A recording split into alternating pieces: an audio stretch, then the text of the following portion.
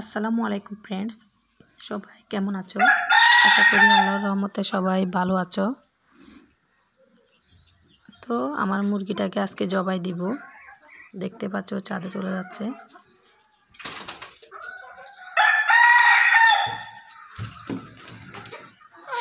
ছাদে চলে গেছে। ওকে দৌড়ে বেঁধে রাখা হয়েছে। ওর পা দুখানি বাঁধছি, ওর ডানা বাঁধছি, কেননা ও যদি উড়াল দিয়ে চলে যায় সেই জন্য।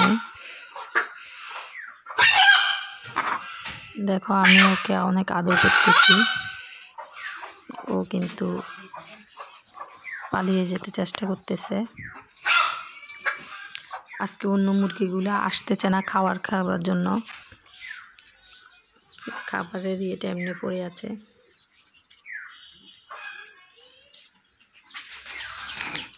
মায়া লাগতেছে ওকে জবাই দিব, কিন্তু মাশাআল্লাহ ও অনেক বড় হয়ে গেছে। ওর বয়স প্রায় 2 বছরের কাছাকাছি। দেখো ওকে হাত বুলিয়ে দিচ্ছে, ও শান্তভাবে আছে।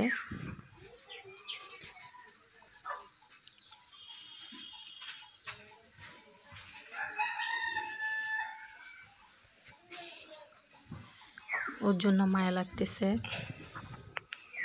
অনেক শখের মুরগি এটা আমার, সাদা।